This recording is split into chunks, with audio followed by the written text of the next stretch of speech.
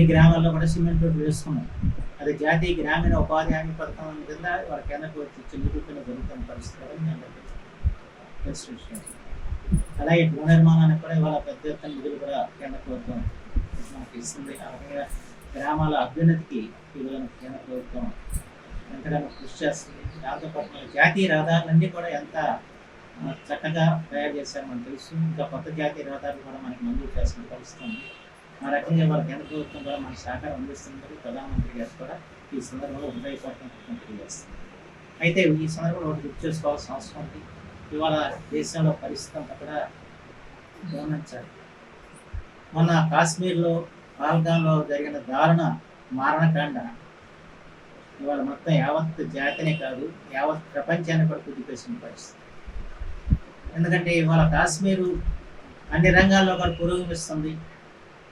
ప్రత్యేకించి పర్యాటక రంగంలో ఇవాళ అద్భుతమైన అవకాశాలుగా వాళ్ళ కాశ్మీర్ని ఏదో రకంగా పరిస్థితిని చిన్నబనం చేయాలని చెప్పి ఆలోచన చేయడం. మొదటి నుంచి కూడా పాకిస్తాన్ మాది అని చెప్పి కాశ్మీర్ ఇచ్చేసి ఉగ్రవాదాన్ని పురికొల్పి ఈ రకమైన దుశ్చర్యలకి వాళ్ళు నాంది పలుకుతూ వచ్చారు. తత్ఫలితంగా ఇవాళ చాలామంది 28 మంది అంతమంది మరణించడం జరిగింది. దాంట్లో ఒక జన సైనికుడు కూడా మరణించారు. ఈ రాష్ట్రం నుంచి 2 మరణించారు. విశాఖపట్నం చంద్రశేఖర్ గారు. అయితే జనసేన దీంట్లో ఎప్పుడు కూడా పవన్ కళ్యాణ్ గారు ఆయన గొప్ప దేశభక్తుడు. ఆయన ముందు దేశం గురించి ఆలోచిస్తారు, తర్వాత మిగతా విషయాలు. అంచేత వెంటనే భారతదేశంలో స్పందించిన పార్టీ ఏదైనా ఉందంటే జనసేన.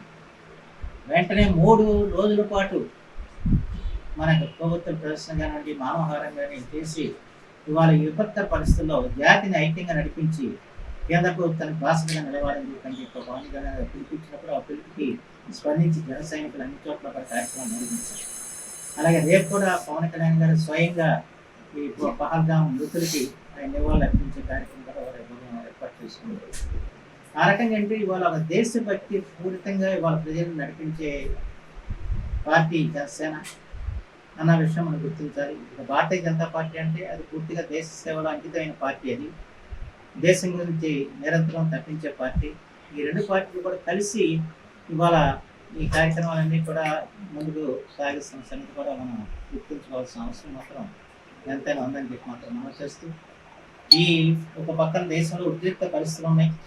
వాళ్ళ పాకిస్తాన్ మన మీద కాలు దూకుతున్న స్థితిలో కూడా ప్రధానమంత్రి గారు ఆంధ్రప్రదేశ్ పర్యటనకి అంగీకరించి రావటం అంటే ఆంధ్రప్రదేశ్లో వారి ఇస్తున్న ప్రాధాన్యతకి అది చాటి చెప్తుందని చెప్పి మాత్రం మనం చూస్తూ ప్రధానమంత్రి గారి పర్యటన విజయవంతం చేయడానికి మనందరం కలిసి శక్తివంతంగా కృషి చేద్దామని చెప్పి మాత్రం మే నెల 2వ తేదీన అమరావతి పునర్నిర్మాణ కార్యక్రమానికి శంకుస్థాపన చేయడం కోసం గౌరవనీయులు భారతదేశ ప్రధానమంత్రి శ్రీ నరేంద్ర మోడీ గారు అమరావతికి విచ్చేస్తున్న సందర్భంగా ఈరోజు అవనగడ్డ నియోజకవర్గ శాసనసభ్యులు శ్రీ మండలి బుద్ధప్రసాద్ గారి ఆధ్వర్యంలో సన్నాహక సమావేశం ఏర్పాటు చేసుకోవడం అయింది. ముఖ్యంగా ఆంధ్రప్రదేశ్ రాష్ట్ర పునర్నిర్మాణానికి చేయూత అందిస్తున్నటువంటి ప్రధానమంత్రి గారి నాయకత్వాన్ని బలపరుస్తూ తెలుగుదేశం, జనసేన, బీజేపీ నాయకులు మరియు కార్యకర్తలు, వీర మహిళల అందరము కూడా ఈ కార్యక్రమానికి 2వ తేదీన అమరావతి విచ్చేసి జయప్రదం చేయవలసిందిగా పిలుపునిస్తున్నాం.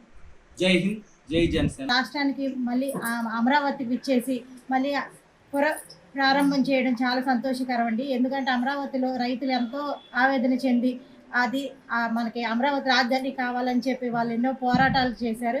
అది ఈసారికి నెరవేర్చడం చాలా సంతోషం. అది కూడా మన కూటమి ప్రభుత్వంలో నెరవేరడం చాలా సంతోషం అండి. ఈ విజయాన్ని మనందరం కూడా గర్వంగా తెలియజేస్తూ మనందరం కూడా కదిలి వెళ్ళి ఆ సభ విజయవంతం చేయాలని కోరుకుంటున్నాం. మరిన్ని వీడియోస్ కోసం ఛానల్ ని సబ్స్క్రైబ్ చేయండి. లేటెస్ట్ అప్డేట్స్ కోసం వాట్సాప్ ఛానల్ ని ఫాలో అవ్వండి. ఆ లింక్ డిస్క్రిప్షన్ లో ఉంది.